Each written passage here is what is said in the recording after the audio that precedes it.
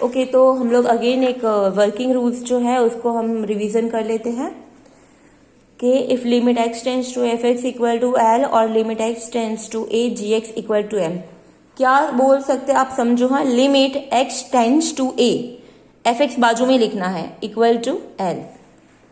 फिर अगर इसकी लिमिट l है और इसकी लिमिट l है, so first rule is limit x tends to ये एफ एक्स प्लस और माइनस जी एक्स, दो फंक्शन का एडिशन या सब्सट्रैक्शन, तो हम दोनों पे लिमिट अलग अलग से इंडिविजुअल अप्लाई कर सकते हैं। इसका आंसर l, इसका आंसर m, तो इसका फाइनली इसका आंसर क्या आएगा, l प्लस और माइनस m। अब यहाँ पे दो फंक्शन का मल्टीप्लीकेशन है, तो मल्टीप्लीकेशन पे भी अलग अलग हम लिमिट अप्लाई कर सकते हैं। इसका आंसर l है, इसका आंसर m, तो फाइनली इसका आंसर l डॉट m आएगा। अब दो फंक्शन का डिवीजन है f बाई जी, तो उसमें भी हम लोग अलग अलग दोनों फंक्शन पे लिमिट अप्लाई कर सकते हैं, तो आंसर मिलेगा l अपॉन m। अब यहाँ पे k कांस्टेंट है, एफ एक्स के साथ k मल्टीप्लाई हुआ है, तो कांस्टेंट को हम बाहर निकाल सकते हैं, और एफ एक्स पर लिमिट हमेशा limit x tends to a है ना, x वेरिएबल है, तो x का जो फंक्शन है वही उसी पे लिमिट अप्लाई होगी। यहाँ पे अगर y का फंक्शन है तो वो भी कांस्टेंट हो जाएगा, उस पे लिमिट अप्लाई नहीं होगी। ओके, तो k, इसका आंसर l, तो k इंटू एल, यहाँ पे k कांस्टेंट। तो ये हो गए हमारे वर्किंग रूल। अब हम लोग सिंपल एग्जांपल से स्टार्ट करते हैं लिमिट के।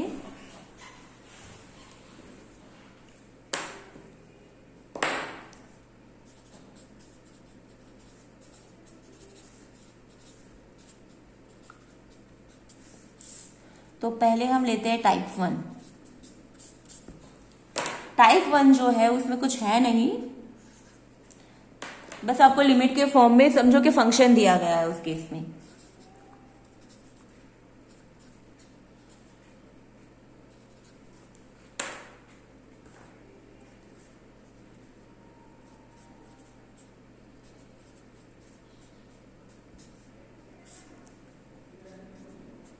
अब आप देखो, जनरली ये समझो कि एमसीक्यू टाइप में आएगी इस टाइप 1 के। इसमें क्या है कि सबसे पहले आप जब भी लिमिट का कोई भी एग्जांपल देखो तो x टेंस टू 3 है ना, तो यहाँ पे x की जगह पे 3 कहाँ रखना है, डिनोमिनेटर में। डिनोमिनेटर में पहले x की जगह पे 3 रख के देखो, अगर वो 0 नहीं हो रहा है तो समझो कि ये लिमिट नहीं है, फंक्शन का ही एग्जाम्पल है। ओके, अब यहाँ पे आप देख सकते हो कि when x equal to 3 in denominator, देखो मैं एक्सप्लेन करने के लिए लिख रही हूँ, बाकी एग्जाम्पल में लिखने की जरूरत नहीं है। In denominator take x equal to 3, x tends to 3 है ना, तो x इक्वल टू 3 लेना है डिनोमिनेटर में।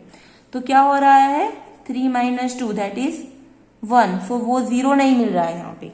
अगर 0 नहीं मिल रहा है तो समझो कि ये इनडिटर्मिनेट फॉर्म नहीं है, उसमें हम डायरेक्टली आंसर लिख सकते हैं।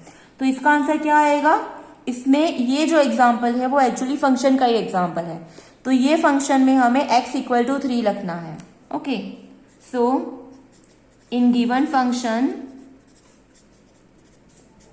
टेक x इक्वल टू 3, यहाँ पे डायरेक्टली पुट कर देना है x इक्वल टू 3, तो हमारा आंसर क्या आ जाएगा, 3 स्क्वायर प्लस 2 इंटू 3 प्लस 1, नीचे 3 माइनस 2, तो 3 स्क्वायर इज 9 प्लस 6 प्लस 1, नीचे 3 minus 2 is 1,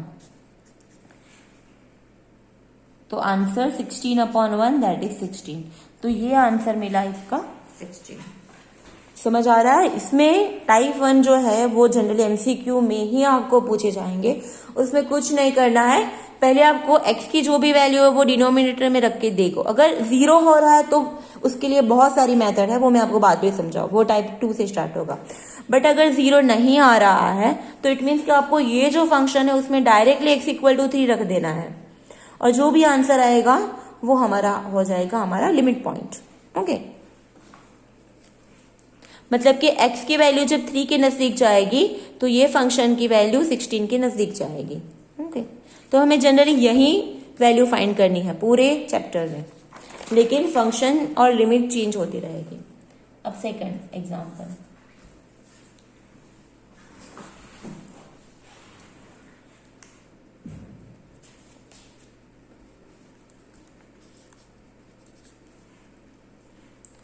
limit x tends to 2 log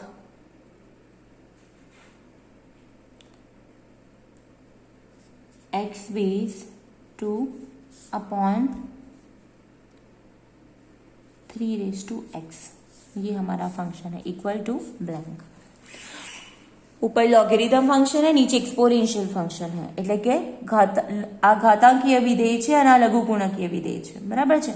अब यहाँ पे भी आप देख सकते हो x की जगह पे 2 रखो, 3 रेज टू 2 तो 9, तो यहाँ पे भी 0 नहीं हो रहा, तो हमें यहाँ पे कुछ नहीं करना है, x इक्वल टू 2 हमें फंक्शन में रखना है. तो log